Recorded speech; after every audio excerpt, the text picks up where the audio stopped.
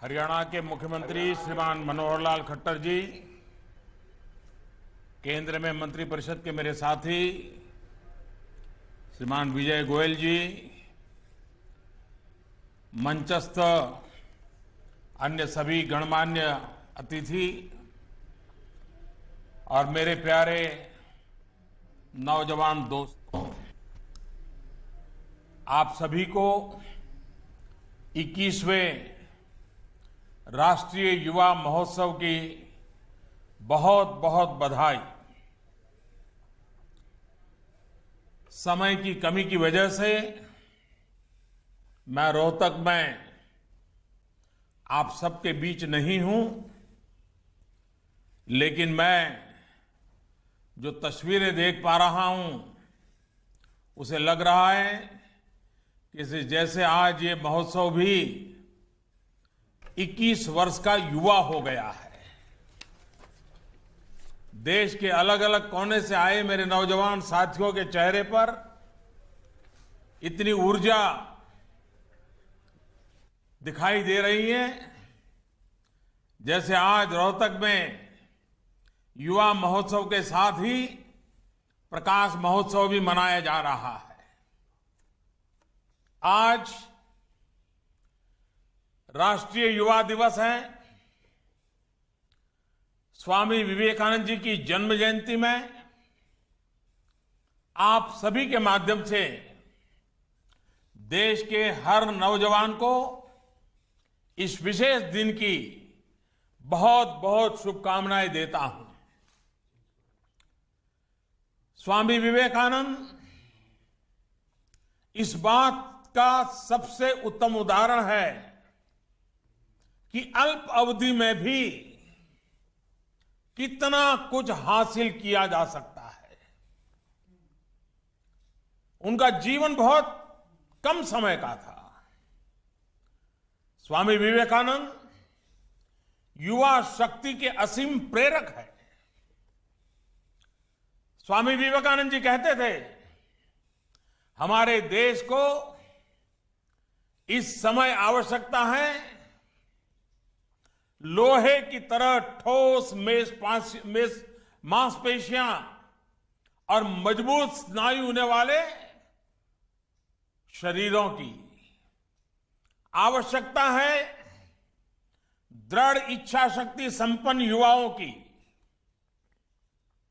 स्वामी विवेकानंद जी ऐसे युवाओं का निर्माण करना चाहते थे जिनमें बिना भेदभाव के एक दूसरे के प्रति प्रेम व विश्वास हो। युवा वह होता है जो बिना अतीत की चिंता किए अपने भविष्य के लक्ष्यों की दिशा में काम करता है। आप सभी युवा जो काम आज करते हैं वही तो कल जाकर देश का भविष्य बन जाता है। साथियों, आज देश के 80 करोड़ से ज्यादा लोगों की आयु इस समय 35 वर्ष से भी कम है। स्वामी विवेकानंद के बताए मार्ग पर चलते हुए आज भारत में एक ऐसे युग की शुरुआत करने की क्षमता है जो विश्व गुरु बन सकता है। आज मेरे जो नौजवान साथी इस वक्त रोहतक में हैं, उनके लिए हरियाणा की यह धरती भी बहुत प्रेरणादायी है। हरियाणा की यह धरती वेदों की है, उपनिषदों की है, गीता की है, ये वीरों की है, ये कर्मवीरों की है। जय जवान जय किसान की धरती है। ये सरस्वती की पावन धारा है। अपनी संस्कृति, अपने मूल्यों को सहेज कर आगे बढ़ने का लगातार प्रयास इस धरती से सीखा जा सकता है। मुझे खुशी है कि इस बार राष्ट्रीय युवा महोत्सव की थीम है यूथ फॉर डिजिटल इंडिया। इस महोत्सव के माध्यम से युवाओं को रोजमर्रा की जिंदगी में डिजिटल तरीके से लेन देन की ट्रेनिंग दी जाएगी। मेरी उस महोत्सव से कि मैं ट्रेनिंग लेने वाले हर युवा से अपील है कि जब वो यहां से ट्रेनिंग लेकर जाएं तो अपने आसपास के कम से कम 10 परिवारों को डिजिटल ट्रांजैक्शन करना सिखाएं। लेस कैश, कम नगद वाली अर्थव्यवस्था बनाने में आप सभी युवाओं की बहुत बड़ी भूमिका है। इस देश की बर्बादी का कारण काला धन है, भ्रष्टाचार है।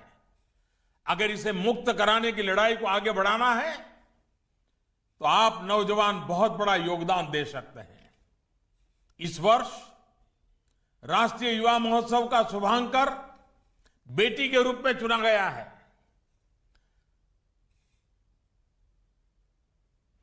म्हारी लाडो इस महोत्सव के माध्यम से बेटी बचाओ बेटी पढ़ाओ अभियान के बारे में जागरूकता बढ़ाने का प्रयास बहुत ही सराहनीय है। हरियाणा से ही केंद्र सरकार ने बेटी बचाओ बेटी पढ़ाओ अभियान की शुरुआत की थी। इस अभियान का इस क्षेत्र में बड़ा असर दिख रहा है। बदलाव की शुरुआत हुई है। सेक्स रेशियो में काफी बदलाव आया है। पूरे देश के लिए ये बदलाव प्रेरक रहा है। मैं हरियाणा के लोगों को इसके लिए खास तौर पर बधाई देता हूं। और ये बात इस बात को दर्शाता है कि जब लोग ठान लेते हैं, जनता जनार्दन संकल्प कर लेती है, तो असंभव भी संभव हो जाता है। मुझे उम्मीद है कि जल्द ही पूरे देश के लिए गौरवपूर्ण परिस्थिति हरियाणा निर्माण करके दिखाएगा। हरियाणा के भविष्य को संवारने में यहां का युवा वर्ग एक बड़ी भूमिका निभा रहा है। हरियाणा के युवा खिलाड़ियों ने अनेक अंतर्राष्ट्रीय स्पर्धाओं में पदक हासिल कर सदा सर्वदा पूरे देश का मान बढ़ाया है। पूरे देश में विकास की नई बुलंदियों को छूने के लिए युवा शक्ति के और अधिक योगदान की आवश्यकता है। भारत का लक्ष्य अपने युवकों को इस सदी को भारत की सदी बनाने के लिए क्षमता एवं कौशल प्रदान करना है। नौजवानों, राष्ट्रीय युवा महोत्सव आप सभी को अपनी प्रतिभा के प्रदर्शन के लिए एक मंच प्रदान करता है। अलग अलग सांस्कृतिक परिवेश से आए हुए आप सभी नौजवानों को यहां एक दूसरे को जानने को समझने का मौका मिलेगा। और यही तो एक भारत श्रेष्ठ भारत का वास्तविक अर्थ है। अभी थोड़ी देर पहले ही युवा महोत्सव में सभी राज्यों और केंद्र शासित प्रदेशों के सांस्कृतिक दलों का मार्च पास्ट निकाला गया। एक भारत श्रेष्ठ भारत एक प्रयास है देश की सांस्कृतिक विविधता को एक सूत्र में परोने का। हमारे देश में भाषाएं भले अलग अलग हो, खान पान अलग अलग हो, रहने के तौर तरीके अलग अलग हो, रीति रिवाज अलग अलग हो, लेकिन आत्मा एक ही है और उस आत्मा का नाम है भारतीयता। जिस भारतीयता के लिए मैं और आप हम सब गर्व करते हैं। एक राज्य के नौजवान दूसरे राज्य के युवाओं से मिलेंगे तो उन्हें भी नया अनुभव होगा। एक दूसरे के प्रति सम्मान बढ़ेगा, समझ बढ़ेगी। लोग जब साथ रहते हैं, मिलते जुलते हैं, तो समझ आता है कि ये खान पान और भाषाई अंतर सतही है। गहराई से देखें तो स्पष्ट होता है कि हमारे मूल्य, हमारी मानवता, हमारा दर्शन एक जैसा ही है। नौजवानों, एक भारत श्रेष्ठ भारत के तहत 2 अलग अलग राज्यों में 1 साल के लिए पार्टनरशिप की योजना बनाई गई है। मुझे खुशी है, इस वर्ष हरियाणा ने तेलंगाना के साथ अपनी पार्टनरशिप की है। दोनों राज्यों में किन विषयों पर परस्पर सहयोग होगा, इसके लिए एक्शन पॉइंट्स भी बनाए गए हैं। मुझे उम्मीद है कि आज हरियाणा में तेलंगाना से आए छात्रों को विशेष रूप से बहुत कुछ जानने सीखने को मिलेगा। एक भारत श्रेष्ठ भारत सिर्फ एक योजना नहीं है, इसे एक जन आंदोलन की तरह आगे बढ़ाया जा रहा है और यह तभी कामयाब होगा जब देश के युवाओं का भरपूर साथ मिलेगा। मेरे नौजवान साथियों, इस वर्ष देश पंडित दीनदयाल उपाध्याय की शताब्दी मना रहा है। देश के नौजवानों के लिए पंडित जी का मंत्र था चरैवेति चरैवेति चरैवेति, यानी चलते रहो, रुकना नहीं है, थमना नहीं है, राष्ट्र निर्माण के पथ पर चलते जाना है। टेक्नोलॉजी के इस दौर में आज देश के नौजवानों को 3 C's पर ध्यान केंद्रित करने के लिए मैं सुझाव देता हूं। मैं जब 3 C's की बात करता हूं तब मेरा मतलब है, पहला C कलेक्टिविटी, दूसरा C कनेक्टिविटी और तीसरा C क्रिएटिविटी। कलेक्टिविटी, सामूहिकता। जब तक कि हम संगठित शक्ति नहीं बनते हैं, हम भेदभावों को मिटा करके एक भारतीय के रूप में एक रस नहीं होते हैं। कलेक्टिव ताकत बहुत बड़ी ताकत होती है। दूसरी बात है कनेक्टिविटी। युग बदल चुका है, टेक्नोलॉजी ने पूरे विश्व को बहुत छोटा बना दिया है। पूरा विश्व आपकी हथेली में, आपके मोबाइल फोन में होता है। कनेक्टिविटी समय की मांग है। हम कनेक्टिविटी की दृष्टि से टेक्नोलॉजी के साथ साथ हमारे मानवीय मूल्यों को भी बल देते चलेंगे। और तीसरा C मैंने कहा क्रिएटिविटी, यानी नए विचार, नए इनोवेशन, पुरानी समस्याओं के समाधान करने के लिए नए तरीके। और यही तो युवा मन से अपेक्षा रहती है। जिस पल क्रिएटिविटी खत्म हो जाती है, इनोवेशन खत्म हो जाता है, नयापन अटक जाता है, एक प्रकार से जिंदगी ठहर जाती है। और इसलिए हमारे भीतर क्रिएटिविटी को जितना अवसर दे, हमें देते रहना चाहिए। और इसलिए एक दूसरे से संपर्क करिए, सामूहिक जिम्मेदारी निभाना सीखिए और नए विचारों पर काम करिए। अपने नए विचारों को यह सोचकर समाप्त मत होने दीजिए कि ये तो बहुत छोटे हैं या फिर दूसरे लोग क्या कहेंगे। याद रखिए कि दुनिया में ज्यादातर बड़े और नए विचारों को पहले खारिज ही किया गया है। जो भी मौजूदा सिस्टम होता है वो नए विचारों का विरोध करता ही है। लेकिन मुझे विश्वास है कि हमारे देश की युवा शक्ति के आगे ऐसा हर विरोध ठंडा पड़ जाएगा। साथियों, आज से 50 से भी ज्यादा वर्ष पूर्व एकात्म मानववाद पर बोलते हुए पंडित दीनदयाल उपाध्याय जी ने जो कहा था, उसमें भी देश के युवाओं के लिए बड़ा संदेश है। दीनदयाल जी ने राष्ट्र निर्माण और देश में मौजूदा बुराइयों से लड़ने का आह्वान किया था। उन्होंने कहा था, हमें अनेक रूढ़ियां खत्म करनी होगी, बहुत से सुधार करने होंगे जो हमारे मानव का विकास और राष्ट्र की एकात्मता की वृद्धि में पोषक हो, वह हम करेंगे और जो बाधक हो उसे हटाएंगे। ईश्वर ने जैसा शरीर दिया है उसमें मिनमेख निकालकर अथवा आत्मग्लानि लेकर चलने की आवश्यकता नहीं है, पर शरीर में फोड़ा होने पर उसका ऑपरेशन तो आवश्यक है। सजीव और स्वस्थ अंगों को काटने की जरूरत नहीं है। आज यदि समाज में छुआछूत और भेदभाव घर कर गए हैं, तो जिसके कारण लोग मानव को मानव समझकर नहीं चलते और जो राष्ट्र की एकता के लिए घातक सिद्ध हो रहे हैं, हम उनको खत्म करेंगे। पंडित जी का यह आह्वान आज भी उतनी ही अहमियत रखता है।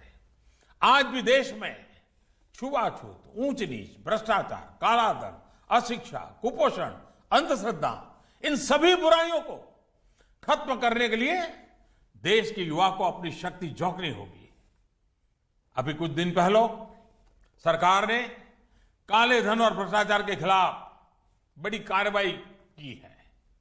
इस कार्रवाई को जितना समर्थन मेरे नौजवान दोस्तों ने दिया है, वो इस बात का सबूत है कि समाज में व्याप्त बुराई को मिटाने के आप सभी में कितनी जबरदस्त इच्छा शक्ति है।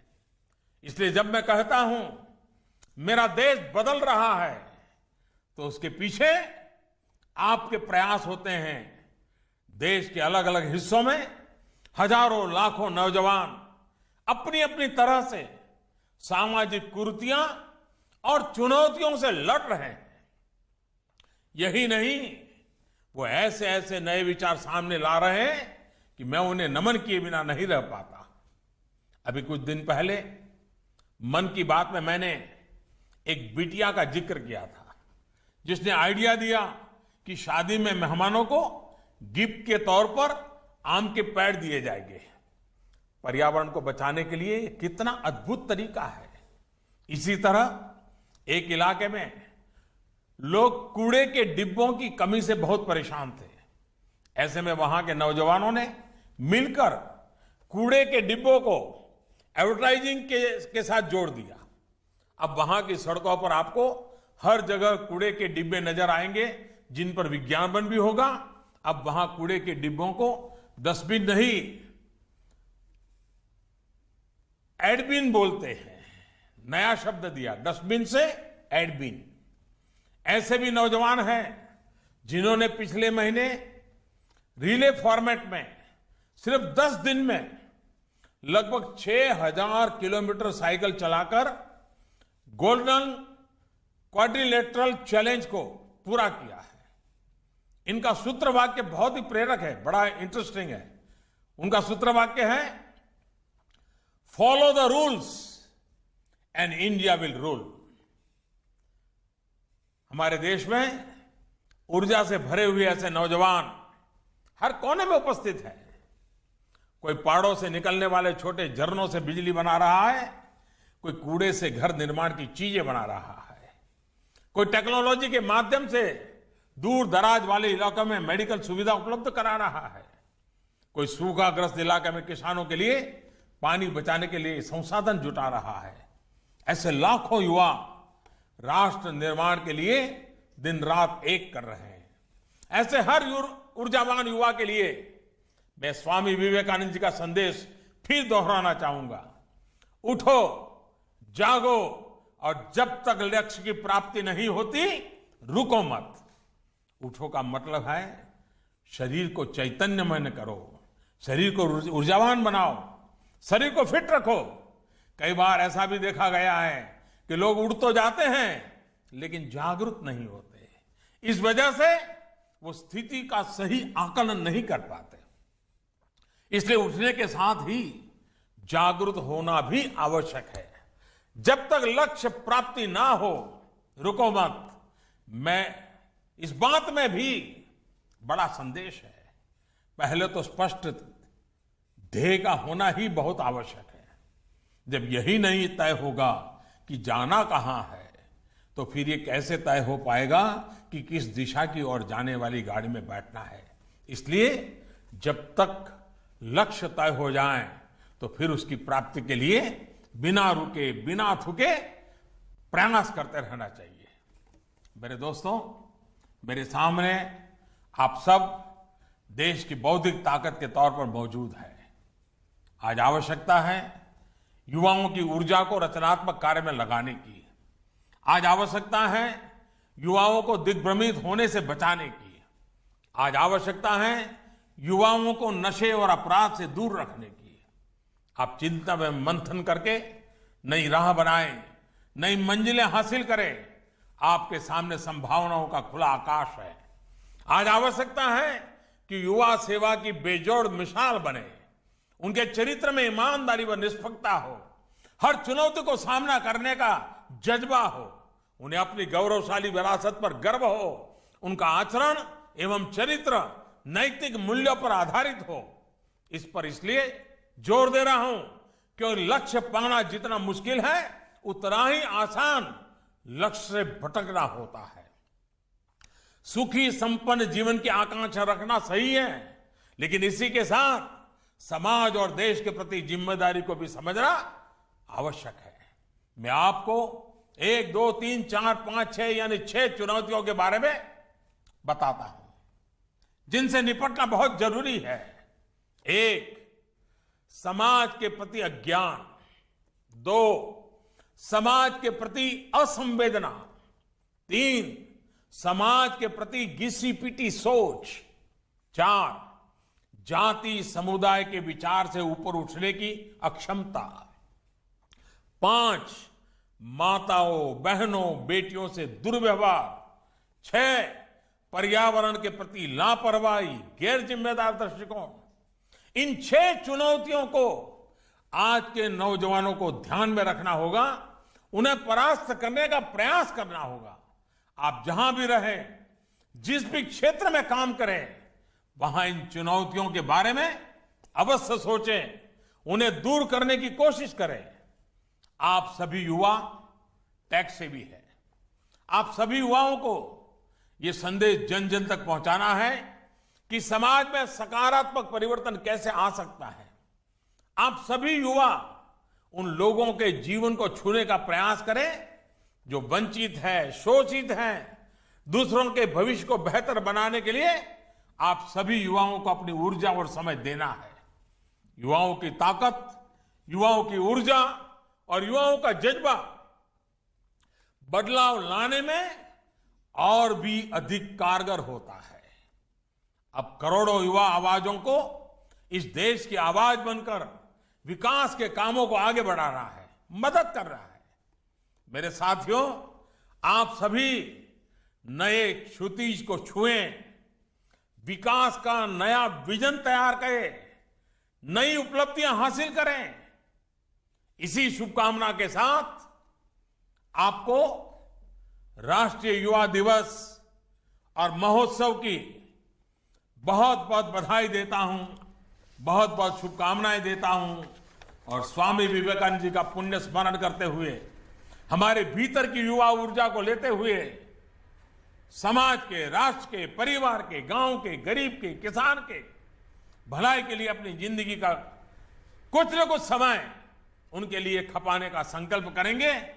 देखिए, जीवन में कुछ करने का जो संतोष मिलेगा, उस संतोष की जो ताकत होगी, वो संतोष स्वयं में एक ऊर्जा का रूप धारण कर लेगा। मेरी आपको बहुत बहुत शुभकामना है। देश के कोने कोने के आए हुए नौजवान, एक प्रकार से लघु भारत मेरे सामने है। ये लघु भारत नई प्रेरणा, नया उत्साह लेकर के ये गीता की भूमि है जो कर्म का संदेश देती है, निष्काम कर्म योग का संदेश देती है। उसी को लेकर के आप चलें। इसी एक अभ्यर्थना के साथ मेरी इस युवा महोत्सव को बहुत बहुत शुभकामनाएं। धन्यवाद।